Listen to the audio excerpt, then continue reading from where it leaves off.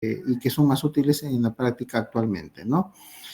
Otra cosa es que con respecto a que ya como está automatizado y hay lecturas automáticas, esto va a depender menos del error humano, que puede ser más subjetivo en su lectura, ¿no? Que era lo que antes se hacía, por ejemplo, cuando nosotros agarrábamos y teníamos unas especies de cartones en los cuales echábamos la muestra serológica y a la cual le agregábamos un reactivo que hacía la aglutinación en esta muestra serológica en estos cartones, ¿no? Y muchas veces la lectura de esto, como dependía de los humanos, podía ser más subjetiva, ¿no? También tiene, digamos, una importancia porque se ha consolidado de algún modo en las técnicas de cadenas analíticas, y esto ha hecho que haya una especie de producción en masa, ¿no? En serie. Ahora, las pruebas serológicas también tienen más bien otra dificultad, que de algún modo van a estar con el tiempo y tienen bastante, digamos, la tendencia a que muchas de ellas sean desplazadas por las pruebas moleculares, ¿no? Como la reacción en cadena de la polimerasa, ¿no?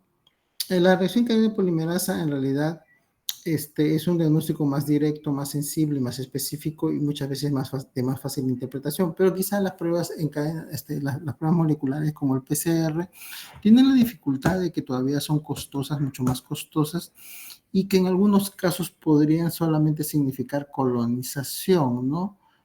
Más que, digamos, diagnóstico de infección.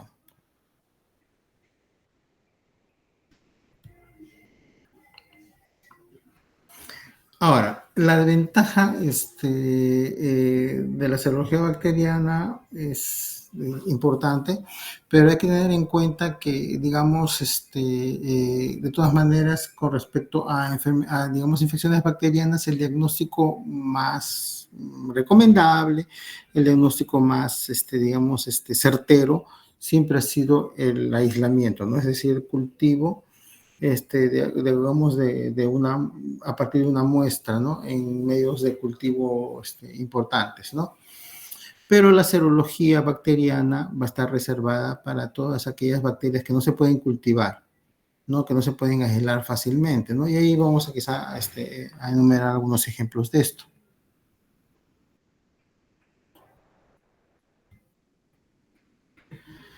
Ahora, otra cosa que tener en cuenta también con respecto a la serología bacteriana es que, por ejemplo, hay algunos patógenos en los cuales la detención de la inmunoglobulina M, que es, digamos, la que nos indica que la infección es aguda, es muy sensible, pero conforme pasa el tiempo puede disminuir su especificidad.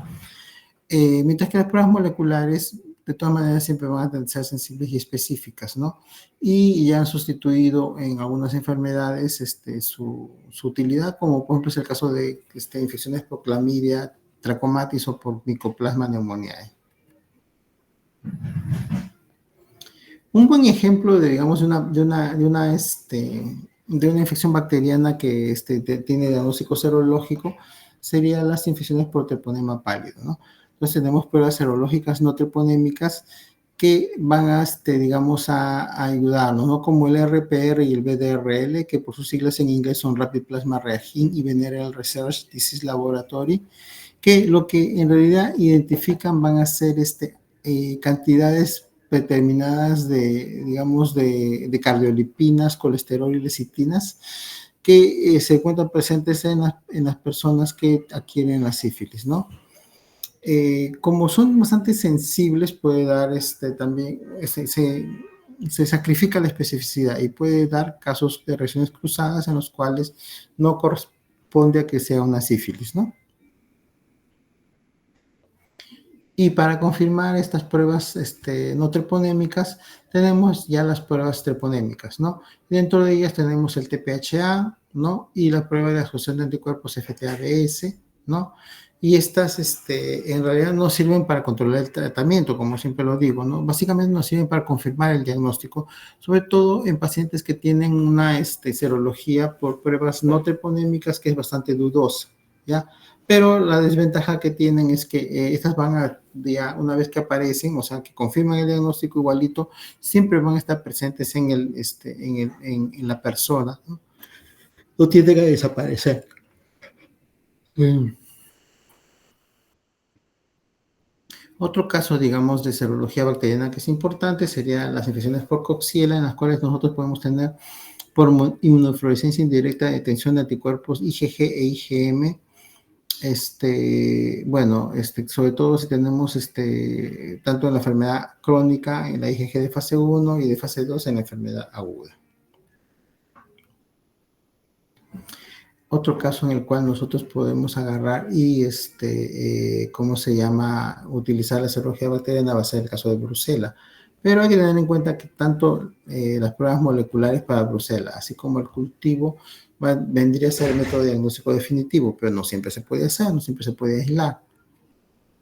Entonces tenemos, digamos, ¿cómo se llama? Pruebas serológicas que nos sirven mucho para el apoyo diagnóstico, y dentro de esas tenemos el enzima inmunoanálisis para detección de IgM, IgG y el test de rosa de Bengala. Otro caso que también, digamos, sería importante para serología bacteriana sería la infección por Borrelia, ¿no? El método de referencia siempre va a ser el cultivo, que tiene una sensibilidad de 50-70%, crece muy poco y es poco rentable, mientras que en algunos casos podemos utilizar pruebas moleculares. Pero para la serología, básicamente, ¿qué es lo que se hace? Se utiliza, digamos, enzima inmunoanálisis o inmunofluorescencia y se confirma con Western blot, en el caso de Borrelia. De ahí tenemos otro grupo de enfermedades infecciosas que son los virus, en los cuales nosotros para el diagnóstico hay que tener en cuenta unas cosas, ¿no? Podemos hacer identificación de la partícula viral. Eso puede ser por microscopía electrónica o aislamiento viral. Podemos utilizar, digamos, la identificación de antígenos virales a través de pruebas de ELISA, inmunocromatografía, inmunoanálisis, etcétera, ¿no? De ahí también podemos hacer pruebas moleculares para determinar el genoma viral, ¿no? Estas son técnicas de amplificación de ácidos nucleicos, tenemos PCR en tiempo real, secuenciación, etcétera. Y ahí tenemos las respuestas inmunes específicas antivirales también, las cuales se puede utilizar el ELISA, inmunofluorescencia y Western blot. En muchos casos de infecciones por virus ya tenemos, digamos, las pruebas moleculares que son habituales, ¿no? Hay casos, por ejemplo, de infecciones respiratorias y hay paneles de PCR múltiples, ¿no? En los cuales podemos diagnosticar varios virus respiratorios, tienen una alta sensibilidad y una, digamos, facilidad de respuesta, ya sea entre 1 y 3 horas, ¿no? Es fácil obtener la muestra generalmente a través de la nasofaringe, ¿no? Se puede utilizar también en úlceras por virus de herpes simple o varicela zoster. Y también cuando sospechamos de meningitis y encefalitis, tomando una muestra de líquido cefalorraquídeo. En otro caso que también es bastante importante, digamos, la serología para virus va a ser para los virus hepatotrópicos, como por ejemplo para determinar infección por el virus de la hepatitis A, ¿no? Para en los cuales nosotros vamos a tener, digamos, tanto inmunina G como inmunina M para su identificación. De ahí tenemos el virus de la hepatitis B, en el cual hay marcadores serológicos como por ejemplo el antígeno de superficie, que es el que nos va a decir, el que va a aparecer primero, y el que nos va a decir si una persona va a tener una hepatitis B crónica, ¿no? Porque la persistencia del antígeno de superficie de un periodo de tiempo mayor de 6 meses ya se considera que es una hepatitis B crónica. Ya. Entonces, hay pruebas moleculares también para detección del ADN virus y ha hecho perder relevancia a este marcador, pero todavía sigue, para nosotros todavía sigue siendo útil, ¿no? El antígeno E, ¿qué cosa es lo que nos indica? Si está positivo, nos indica que hay una replicación viral, ¿ok? Y que desaparezca es un buen signo. Después, la determinación de anticuerpos contra el antígeno de superficie significa inmunidad de larga duración frente a la reinfección y se va a dar en personas que han tenido la infección anteriormente o han sido vacunadas. ¿Ok? Los anticuerpos frente al antígeno central o antígeno core, por ejemplo, los tipo IgM son los que aparecen en la infección aguda y los tipo IgG son los que se van a detectar durante toda la vida y lo que nos dicen es que en algún momento nosotros hemos tenido hepatitis B. Y los anticuerpos frente al antígeno E indican un buen control de la infección y que disminuye progresivamente la infectividad. En el caso de la hepatitis C, la hepatitis D y la hepatitis E, hay que tener en cuenta que, por ejemplo, la detección de anticuerpos anti-hepatitis, virus de hepatitis C, es, digamos, la prueba de primera línea para el diagnóstico, ¿no? Después de eso se tendría que hacer pruebas moleculares para determinación de carga viral. Hepatitis C también se puede detectar mediante anticuerpos, lo mismo que hepatitis C en IgM y en IgG. Otras pruebas serológicas para virus que son importantes serían para determinar el virus de Epstein-Barr, ¿no? Que las serológicas son eficaces y tienen, digamos, una relación coste-eficacia mejor que las pruebas moleculares. También la determinación de anticuerpos heterófilos, ¿no? Son un buen indicador de enfermedad aguda, ¿no? Hay otras pruebas como pruebas de hemaglutinación, anticuerpos frente al antígeno de la cápside, anticuerpos anti-EBNA, ¿no? Que nos pueden servir para el virus de Epstein-Barr. Ahora, hay también otros virus como el sarampión, la parotiditis y la rubiola, en el que IgM puede ser útil para diagnosticar la infección, IgG es útil para evaluar el estado serológico de los pacientes y si ha sido eficaz, digamos, la vacunación. El parvovirus también es bastante interesante en el sentido de que si detectamos en una M al tercer día de inicio de los síntomas, puede persistir hasta los 1 a 2 meses, ¿no? Y el IgG aparece días después y continúa detectables de por vida, o sea, nos indica que ha habido una infección pasada. Otra prueba, digamos, bastante importante con respecto a serología para virus va a ser para el VIH, ¿no? Que nosotros ya sabemos que básicamente las pruebas que tenemos, muchas de ellas son determinación de anticuerpos contra el VIH, ¿no? Y después ya en las, digamos, pruebas de cuarta generación, es que se ha añadido también el antígeno P24 y así se disminuye el periodo de ventana, ¿no? Bueno, eso no. También hay otras pruebas que nos sirven, digamos, para virus como el IgM contra citomegalovirus, nos hace ver que si es que hay una infección aguda, y IgG si es que ha habido una infección pasada, ¿no? Y ahí tenemos también otro grupo que es bastante importante, serología para parásitos. Entonces, cuando yo agarro y quiero saber si una persona en algún momento ha tenido toxoplasmosis, yo le hago, digamos, IgG, ¿ya? Entonces, eso me ayuda bastante. Pero IgM lo que me va a indicar es infección reciente, ¿no? Básicamente, muchas veces, en muchos casos, la serología va a tener más que todo un valor predictivo negativo, ¿ya? Por ejemplo, en caso de encefalitis por toxoplasma, va a ser muy difícil que tengamos un paciente que tiene toxoplasmosis en el cual haga una serología para toxoplasma y sale negativo, ¿ya? Así que tiene más ese valor quizá que el valor de determinación de serología de otro modo. En otros casos también me puede ayudar la inmunofluorescencia indirecta, por ejemplo, para los pacientes que yo tenga, digamos, leishmaniosis, ¿no? Ahora, definitivamente hay otras pruebas diagnósticas como la biopsia, el frotismo, el diagnóstico directo y pruebas moleculares que de algún modo son mejores que las técnicas serológicas, pero en algunos casos puede ayudarnos la serología para la leishmaniosis. En otros casos que también es importante la determinación serológica de pacientes va a ser la infección por Trypanosoma cruzi, sobre todo es bastante útil en la fase crónica, donde va a ser muy difícil identificar al parásito a través de la sangre, ¿no? En otro caso también que es bastante importante sería en las pruebas, perdón, se ve, ¿no?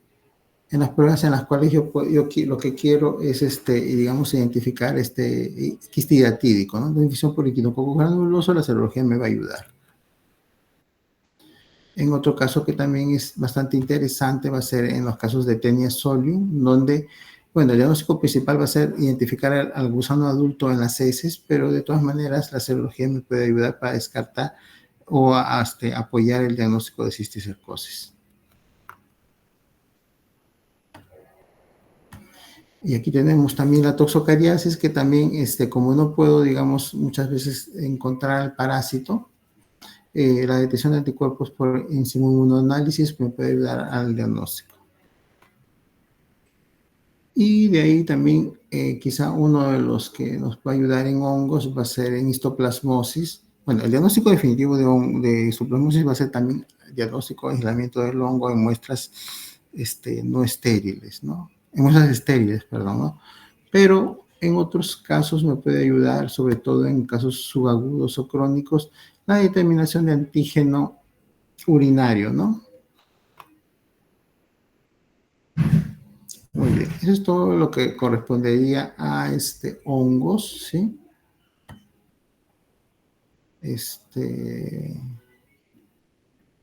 Voy a pasar a la siguiente. Ay, ¿dónde estás? Sí.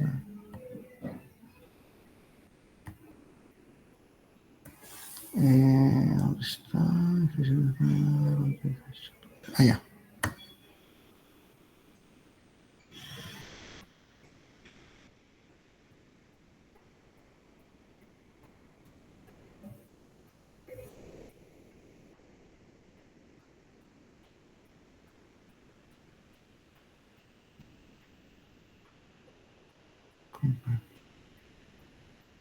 Ok. Y tenemos lo que es enfermedades emergentes y reemergentes. Creo que es un punto también bastante importante tener en cuenta. Voy a hacer algunos ejemplos quizá con respecto a enfermedades emergentes y reemergentes.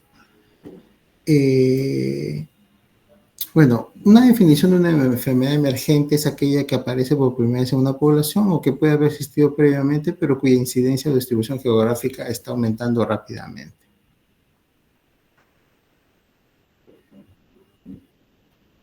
La CDC nos dice que son enfermedades infecciosas cuya incidencia en los seres humanos ha aumentado en las últimas 2 décadas o que amenazan con aumentar en un futuro cercano. Entonces, dentro de las enfermedades emergentes y reemergentes vamos a tener nuevas infecciones resultantes de cambios o evolución de organismos existentes. Un buen ejemplo de esto podría ser el COVID, ¿sí? El COVID que produjo la pandemia en el 2020, ¿no? Otro caso podría ser también la viruela del mono, ¿no? Entonces, de ahí tenemos infecciones conocidas que se propagan a nuevas áreas geográficas o poblaciones, ¿no?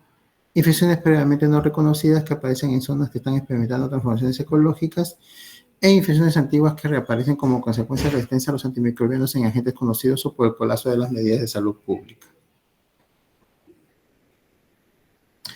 Enumerando las infecciones virales que pueden considerarse como nuevas,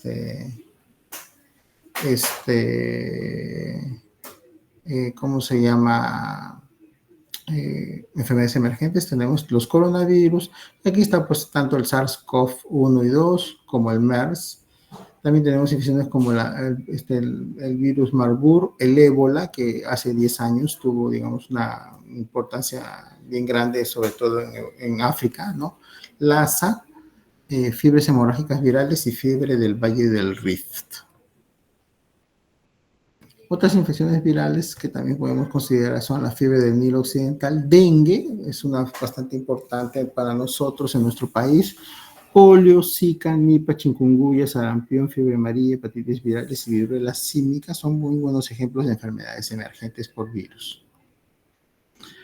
Dentro de las infecciones bacterianas que se pueden considerar enfermedades emergentes o reemergentes tenemos la tuberculosis, la enfermedad meningocócica invasiva, el cólera, la tifoidea, la difteria y la tosferina. Otra cosa que también tenemos bastante importancia con respecto a enfermedades reemergentes va a ser la resistencia antimicrobiana, que es un peligro importante para la salud. Hay bacterias gram-negativas como los enterobacteriales que ya son resistentes a carbapenem, los estafilococos aureus que son resistentes a meticilina y la Candida auris que es un hongo resistente a múltiples fármacos y que puede producir infecciones asociadas a atención médica, es decir, infecciones intrahospitalarias. Dentro de las infecciones respiratorias agudas, tenemos que, digamos, muchos virus con potencial pandémico, como el virus de la gripe aviar H5N1 y H7N9, ¿no?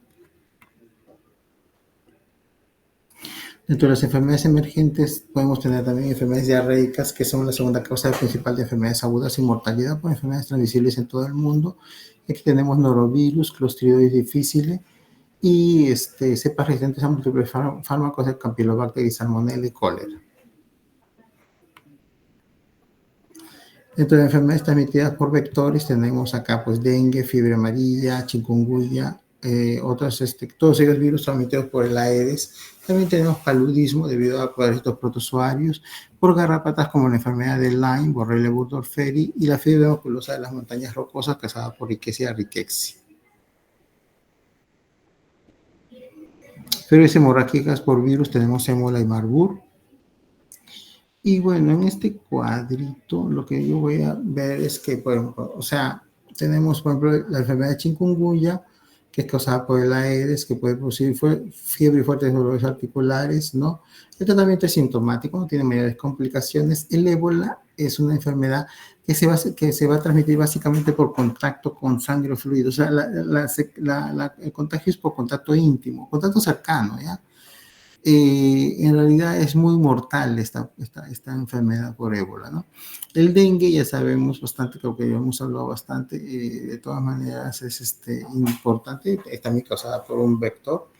Y el Zika, que si bien es cierto no tiene la mortalidad que tiene el virus del dengue, más bien tiene la dificultad que, bueno, mucho la complicación que en muchos casos puede ser, puede producir problemas en el embarazo, porque es un virus que produce muchos problemas congénitos, ¿no? Bien, lo que les quiero mostrar ahora acá es un poquito la evolución de lo que fue la viruela del mono, ¿ya? La viruela del mono en realidad, bueno, el virus en sí fue primero aislado antes de que se encontrara como que producía enfermedad en humanos por unos monos, digamos, que fueron identificados en Dinamarca, ya, pero que habían sido importados de Singapur, ¿no? O sea, de un laboratorio, ¿ya? Y en ellos se aisló el virus de la viruela del mono. Eso fue en el año 1958. Hacia el año 1970 es que en la República Democrática del Congo, en ese momento se llamaba Zaire, es un país africano que tiene mucha pobreza, muchos problemas y todo, se registró el primer caso humano en un niño de 9 meses, ¿ya? En el año 71 ya se encontraron también 3 casos en Nigeria. En Camerún ya hacia el año 76 también se reportaron casos. Nuevamente en Nigeria en el 78. En Costa de Marfil en el 81. En la República Africana Central, 6 casos fueron reportados en el año 84. En Gabón se reportaron 3 casos. En 1987, en el 90, en Camerún se presentaron 4 casos y en el 91 en Gabón nuevamente 5 casos. Entre el año 96 y 97 se volvieron a encontrar otra vez en República Democrática del Congo 241 casos y en el año 2000 a 2009 es que se presentan, digamos, diferentes casos como hasta 10.000 en Nigeria y en la República Democrática del Congo. Ya, hasta ahí estamos bien.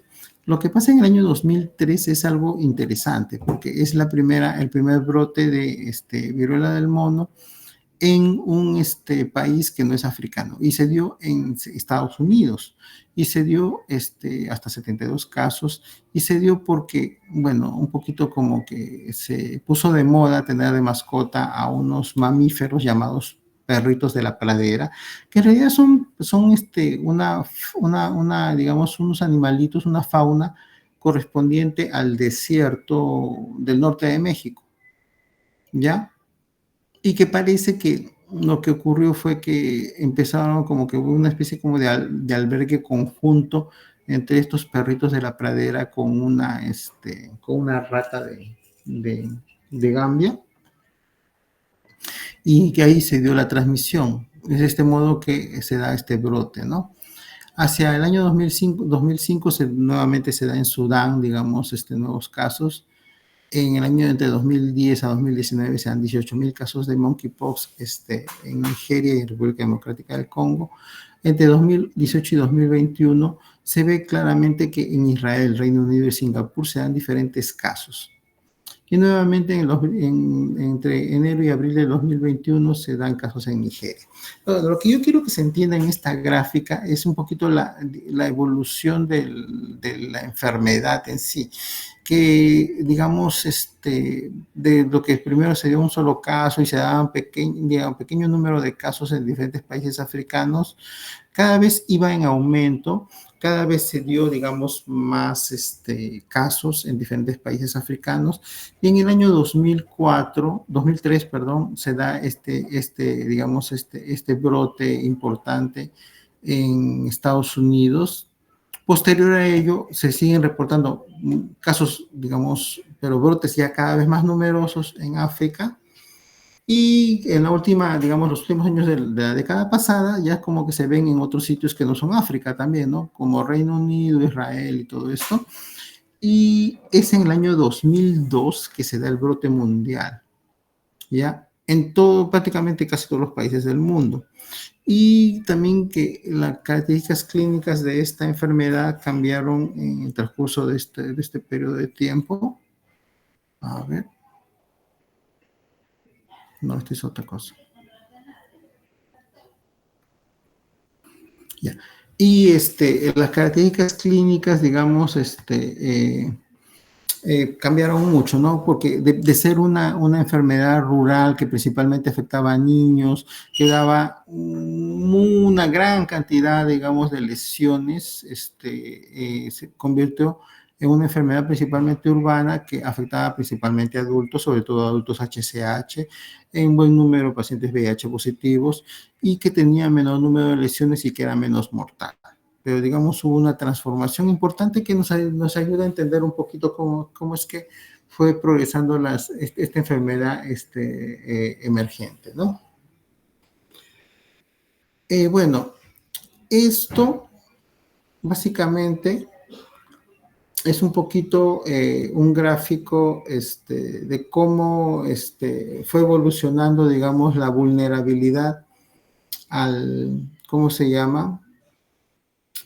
Al dengue en el mundo más o menos desde antes de 1960 y lo que pasó después de 1960. ¿Qué significa esto? Básicamente que hubo una situación, digamos, muy, ¿cómo podemos decir? De expansión del vector, ¿ya? Una de las importancias que tiene el vector en este caso es que es un vector que es muy, el vector en sí es bastante resiliente, ¿no?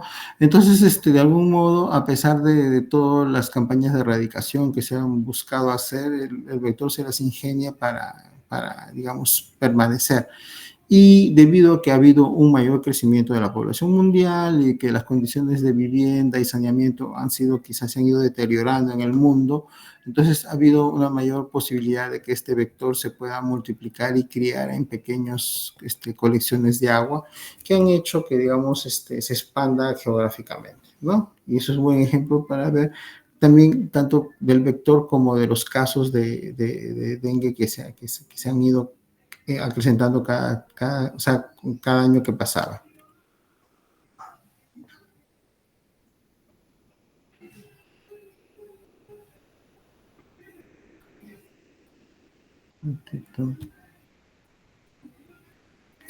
Y acá tenemos también un poquito ya, viendo, digamos, todos los países, según tonalidad, mientras más marrón es, la cantidad, digamos, de casos reportados ya de dengue en los diferentes países, ¿no? Conforme ha ido avanzando. Entonces, como se puede ver claramente, toda Latinoamérica tiene una alta